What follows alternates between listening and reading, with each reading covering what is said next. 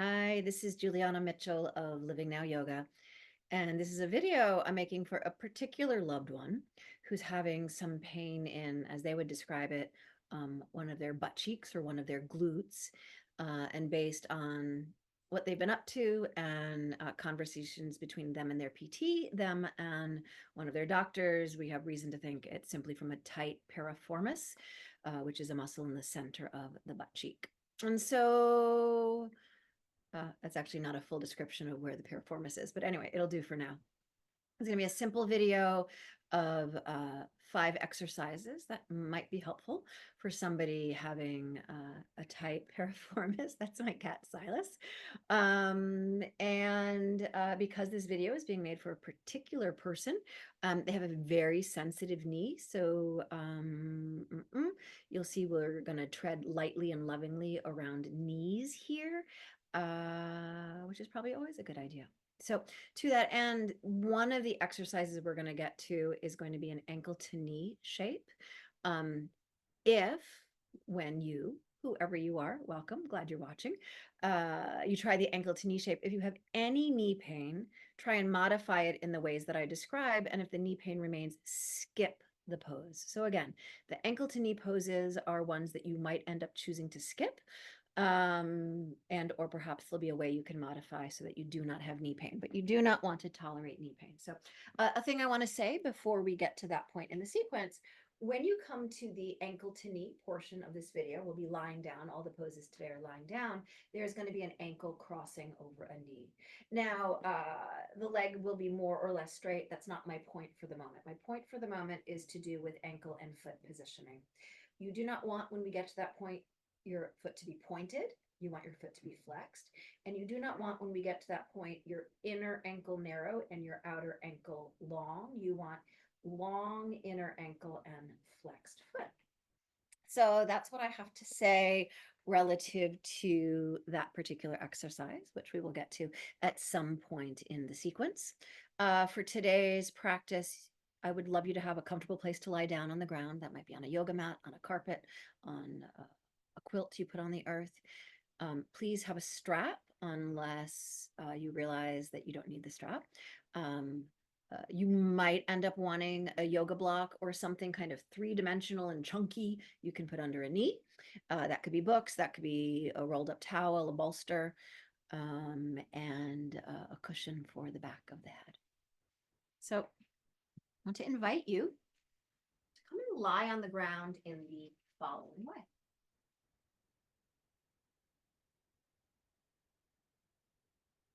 For this first shape, we will not use the strap. We will not use the block. Rather, you'll have a towel, a folded blanket, a pillow upon which to rest your head. With length at the back of your neck, knees bent, and feet a comfortable distance from your hips to start with. We're going to move into what I'll call constructive resting pose. And in constructive resting pose, we're going to stay lying down, our spine long, shoulders as relaxed as may be. Say hello to Silas. This is Silas. And your inner knees are going to knock in and come together, whereas your feet are going to go wide. And how wide is a reasonable question. It's going to depend on your outer hips, your outer thighs, and your outer shin line. For some of you, maybe feet go as wide as your mat. I haven't done any stretches yet today. When my feet go as wide as my mat right now, my inner knees don't rest in quite as easy. So I'm going to bring my feet in a bit. So your feet will go as wide as allows your inner knees to rest in easy. But for some people, especially the outer thigh line, your IT band, are so tight that almost no matter what distance, the knees will spill apart. If that is the case for you, then I invite you to, and some of you might wish to do this anyway, take your strap and tie your strap around your outer thighs in a way that is, of course, not so tight that it cuts off your circulation, but in a way that helps your inner knees to knock together. For me, it actually feels really good to my low back to tie it very tight. inner knees knocking together and feet at a distance that feels comfortable. Feet wider than knees, knees resting together, with or without a strap to tie the thighs. Hands could rest on belly, but try not to squeeze fingers together or to interlace fingers. Let the fingers relax. Arms could rest on the ground alongside you. Have arms far enough away from your side body that your armpits can breathe. If it would feel nice for your chest to open the arms wide, or what we sometimes call bringing the arms into cactus, that's an option. If you bring the arms into cactus, it's a further option to put hands under the cushioning for your head or hands on top of the cushioning for your head. And if it can feel safe and okay for you, go ahead and close the eyes. As you settle into breathing here, spine long, back of neck long, face lightly tucking into the throat. Give the body some time to acclimate to knees narrower than feet, to a internal rotation of your thighs. If it feels available, I want you now to turn your toes in and your heels out. That's to say, slightly pigeon-toed, just to the degree that can be available. And we're going to take some arriving breaths here.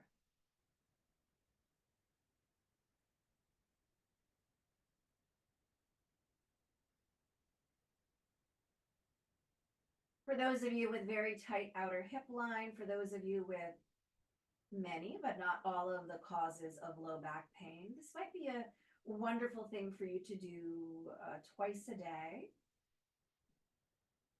or as often as possible. 10 breaths is better than none. 10 breaths done regularly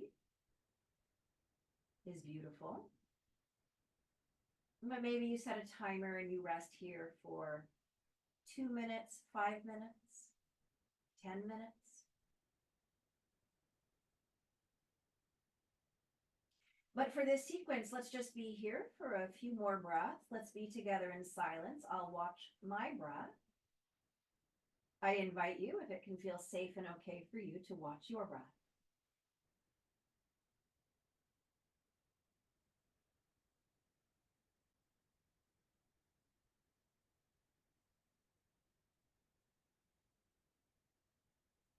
If breathing in and out of the nose holes can be available to you, defaulting to that. If that brings you discomfort or pain, then of course, how wonderful we can breathe through the mouth.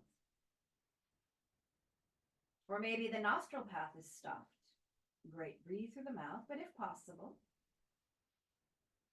a few more breaths here, breathing through the nose.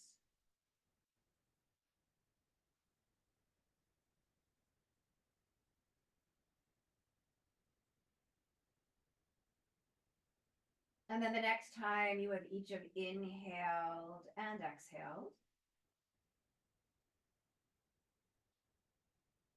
keep breathing, but also if arms are up alongside the head, bring them in. If legs are bound, take a moment and untie or unclamp your strap. Moving the strap aside for the moment. Heel toe the feet closer together. Slightly part the knees. You maybe have a fist or two worth of space between your knees and your inner ankles. And we're going to move into something called half wind removing pose.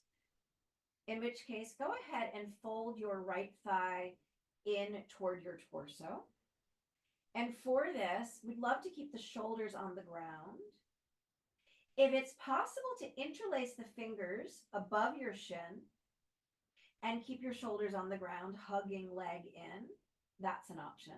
If that doesn't work for your proportions or your joints, you could interlace your fingers at the back of the thigh and hug shin in. If that still does not work for your proportions, you could always wind a strap, be it around the back of your thigh or the front of your shin, shoulders to ground, in any case. If you're interlacing fingers, seek to interlace all the way to the webbing. Notice if you shorten the back of the neck, if you're leading with your jaw, lengthen the back of the neck, and allow the thigh to move off to the side a bit, as though you're directing your knee to the armpit. But once you've moved the thigh to the side, hug inner thigh as though in towards the side of the rib cage. Your other leg could stay bent, or if it's comfortable and available, you could slide that leg long.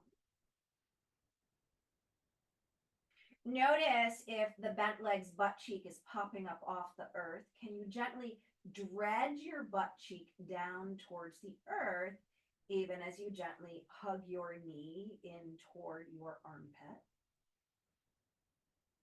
Let the breath flow smoothly, soft jaw. One more breath here.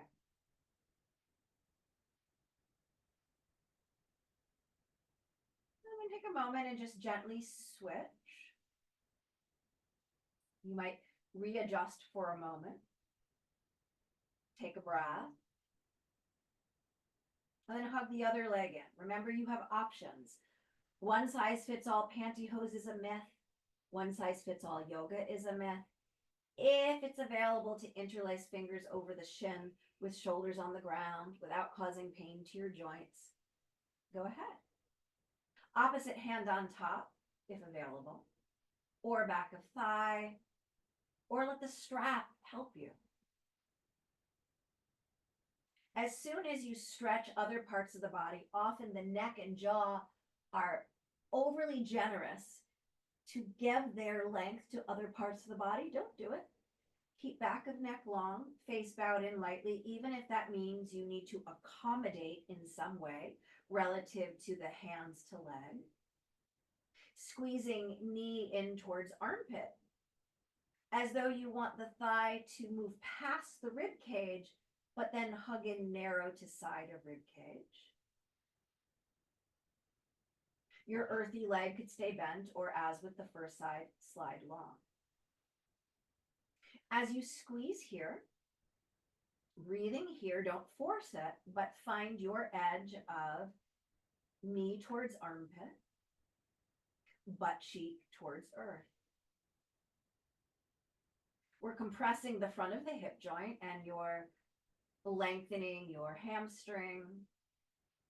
You might feel some stretch in your outer hip here. Feel what you feel, where you feel it, and breathe into it. For maybe one more breath.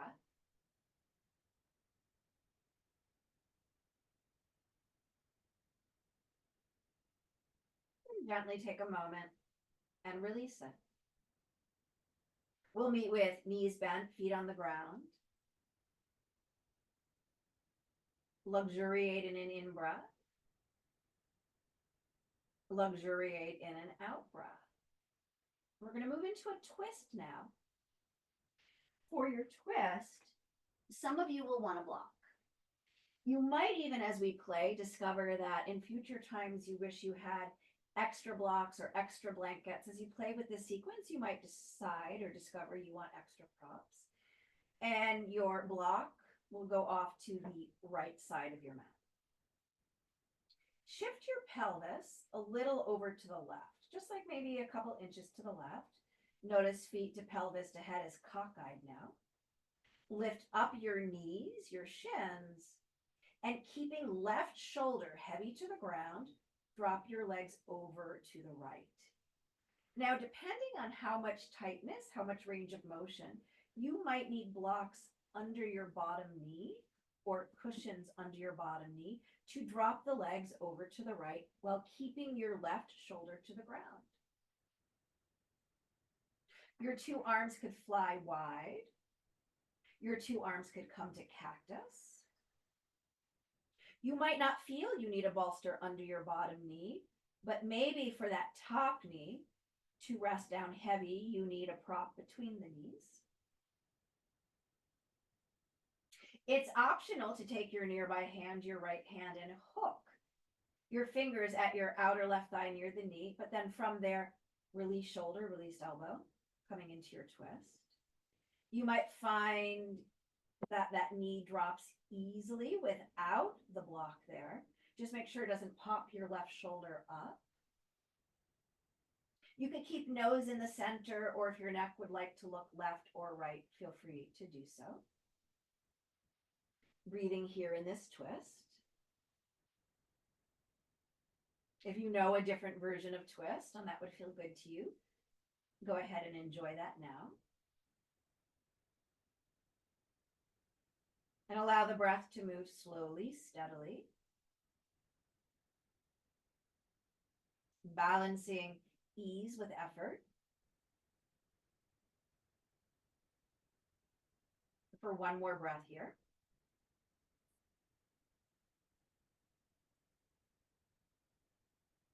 And then if your hand is at your knee, you'll release the hand. If there's a block in between the knees or under the knees, and you may have discovered that in future sessions, you would like padding between the knees and under the knees. When you're ready, turn your knees up. Take a moment to realign your feet with your pelvis, with your neck and head. You might want your block on the other side. You might know you won't need it. Move your pelvis and only your pelvis for now, a few inches to the right. Lift your knees, lift your shins, and while keeping right shoulder anchored, drop your knees over to the left. Take a moment and discover for yourself, do you need props under your outer thigh near the knee? Do you want a prop in between the knees? Do you wish you had both? Arms could open wide. That's often called a letter T, could come to cactus, but find your best ability to drop shoulder, to let that right shoulder drop open even as right thigh moves over to the left. Whatever you choose to do relative to support between the knees or under the bottom knee, left arm could stay open as it is, or you might hook one or a few of your fingers at your outer right thigh near the knee. And even though there is some action in the left hand to anchor that right thigh, we're seeking then to relax left elbow, relax left shoulder. Traditionally, the pose is taught with the nose turning away from the knees. That's an option if that feels good for your neck. Nose could stay in the center, or you could turn your neck, your nose, in the same direction as your knees.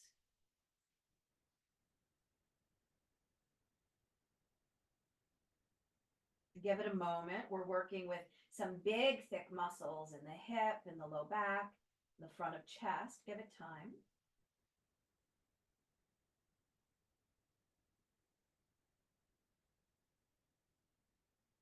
One last breath, perhaps.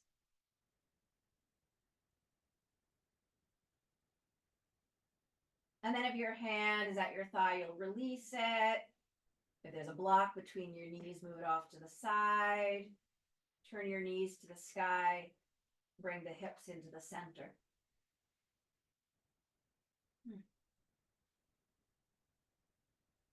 Reaching for your strap.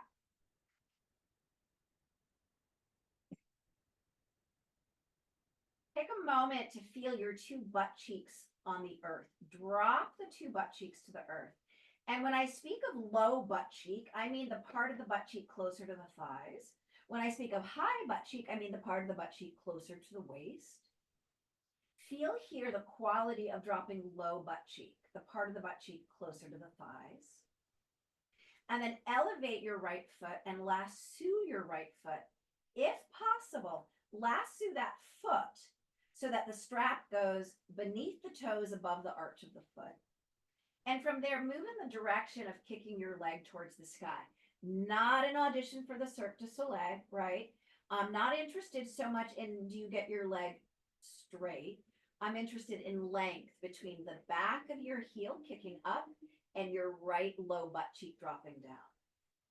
If, in order to get your leg all the way straight, you need to shine the foot more than a 90-degree angle relative to your torso, I'd rather you bend your knee more so that your heel can shine an imaginary spotlight straight up. Shoulders to ground, that part will be familiar.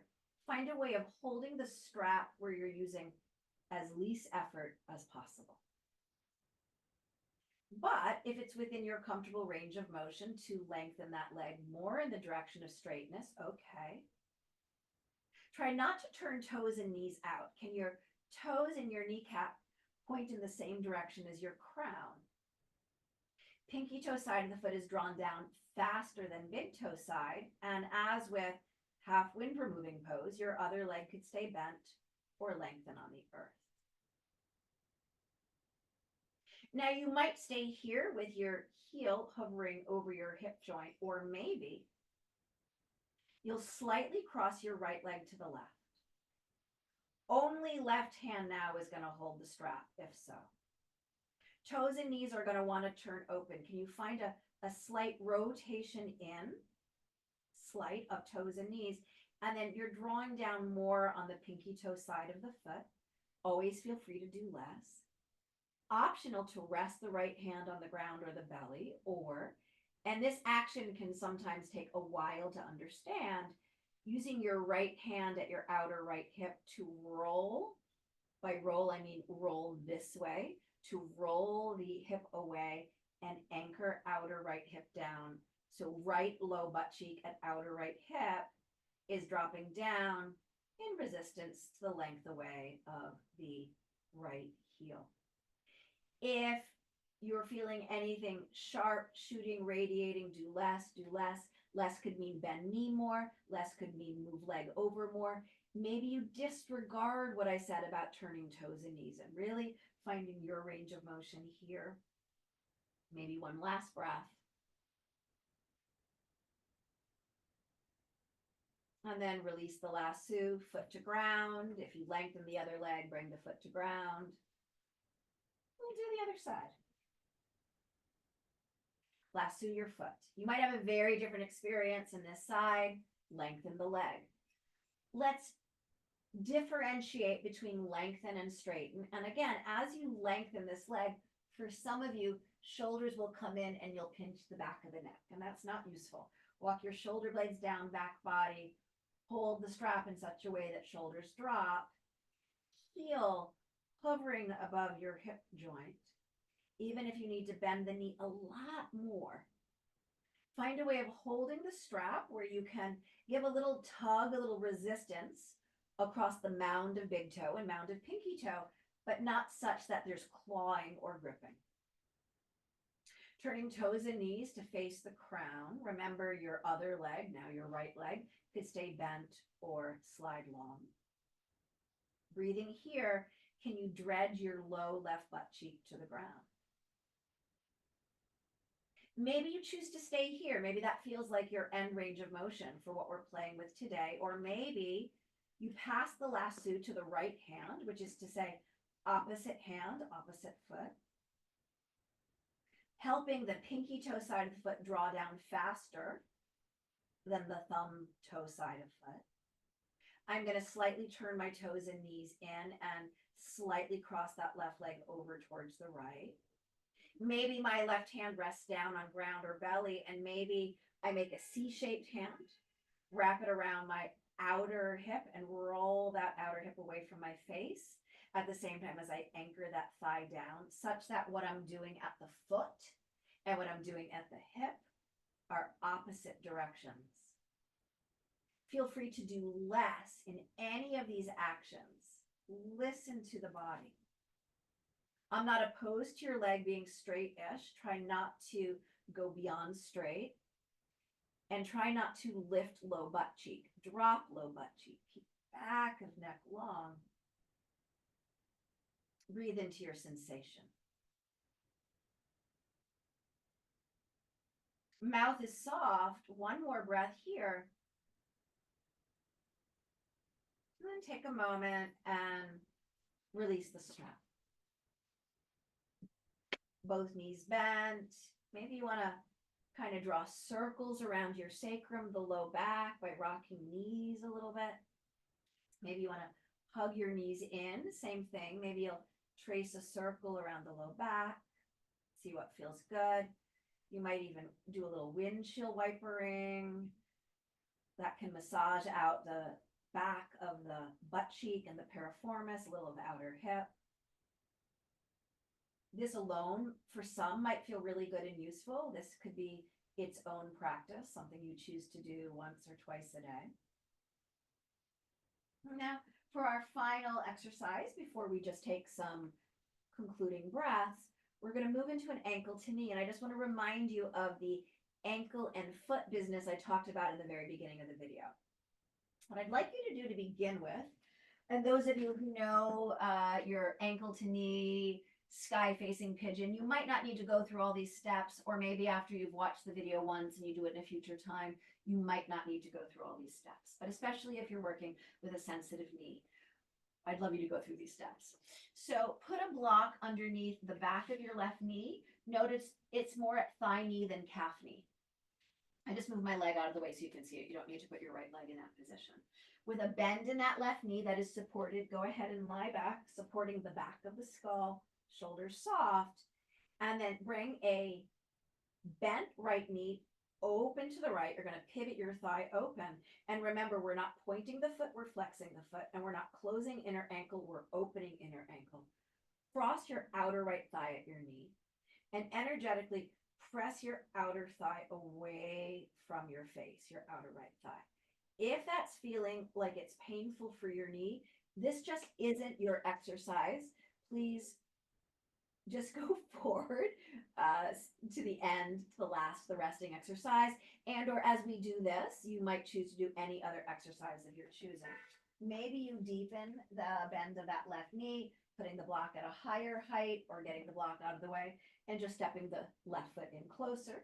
Still, your foot is in what's called dorsiflexion. You're not pointing the foot and inner ankle is opening, outer thigh is pressing away. You could use your hand to press thigh away. Please don't press that knee.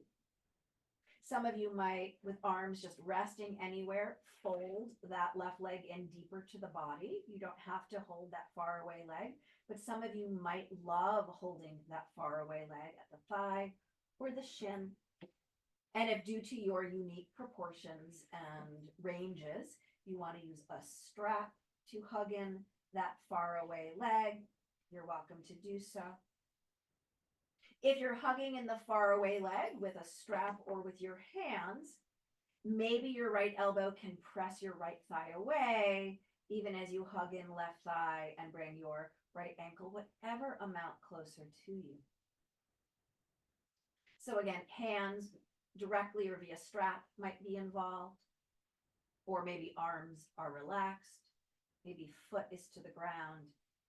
Maybe your left leg is long with support under a bent knee, outer right thigh pressing away. Send breath into any sensation you're feeling. Skip this pose if it hurts your knee.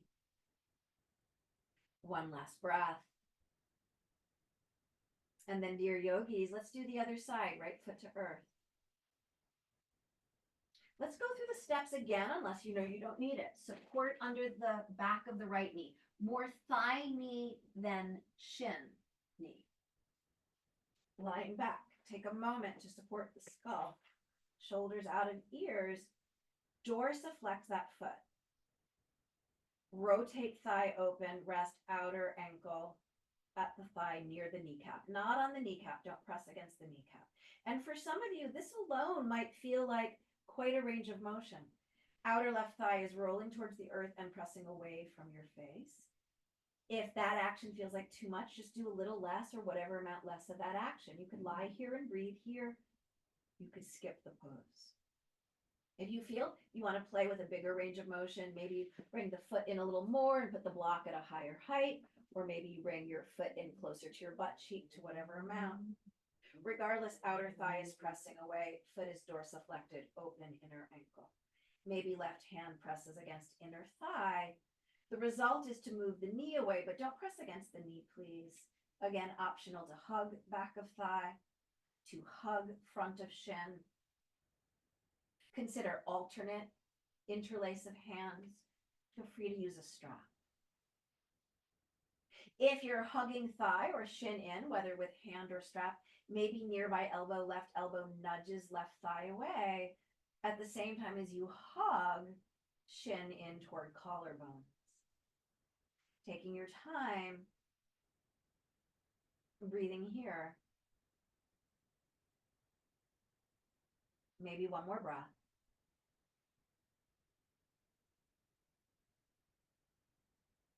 Yes, Silas, I know. Lower one foot at a time to the earth. Notice if anything wants to adjust. Notice if anything wants to rock or stretch in any way that feels intuitive, that feels helpful and wise to the body. But then I'd love us to go back to where we started, knees knocked in, feet wide. In my body, my knees rest in with greater ease now after those stretches. Maybe it's the same for you, maybe it's not. Optional to take your strap and tie it around your thighs once again. You sure don't have to. I'm gonna. Whether you're binding your thighs here or not, you might take some moments to feel how wide, what is the distance of wide feet that allows inner knees to rest in with comfort?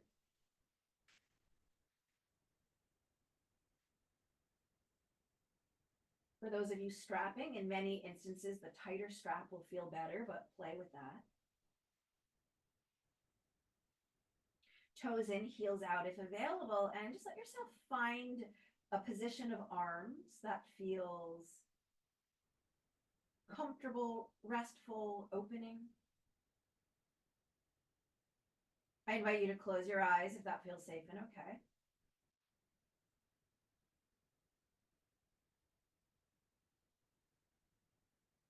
And though for the purposes of this video, we're just going to be here for X number of breaths. In future times, if you're able to stay here for 5 minutes, 10 minutes, 15 minutes, I encourage it where possible.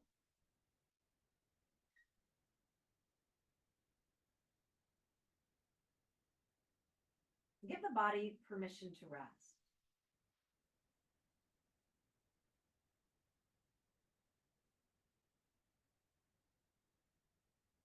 Just as your body rests on the ground, perhaps your mind can rest on the feeling of breath rising and falling.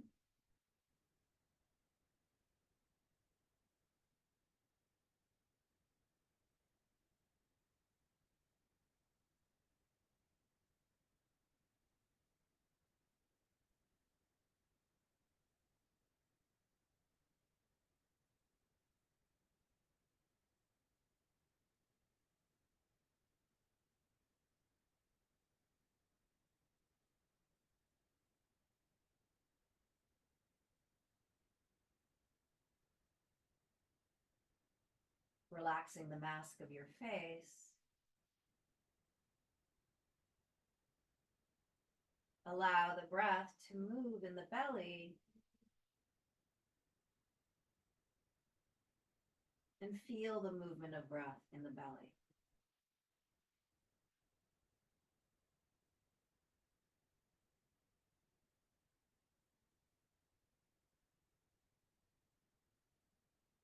Maybe 2 more inhales here, maybe 2 more exhales here.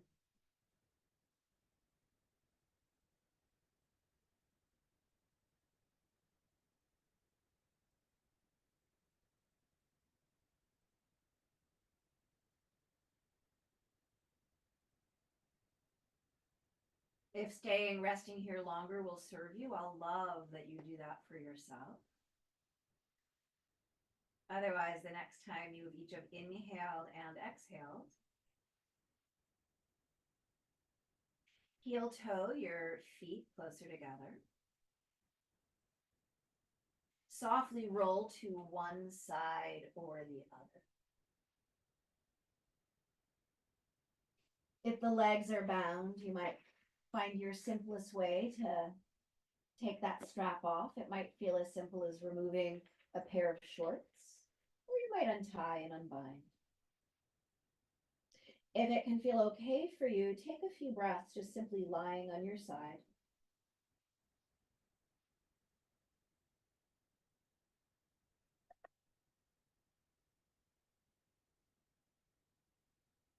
Knowing we'll be preparing to come upright to sit, please honor that sitting on the ground doesn't work for all bodies. So once we come up, you might choose to seal your practice by taking a moment to sit in a chair, or you might seal your practice lying on your side or come to stand. Let your practice suit you. But if available, top hand will press to ground. Nose and navel turn a little more to the earth as you head coming last. Help yourself come upright to sit. If you'll sit in a chair, sit well. If you'll sit on the ground, you might choose to put some padding under your hips. Cross-legged is an option. Sitting on your shins is an option. And before you rush off into your day, just give yourself a moment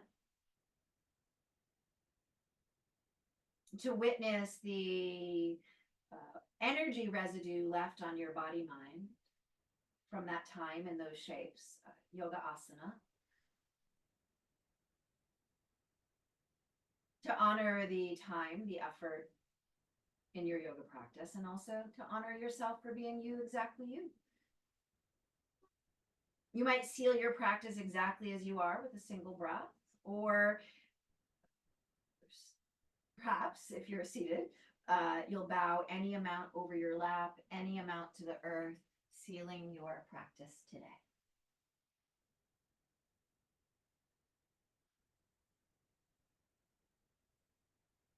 And when you're done, you're done.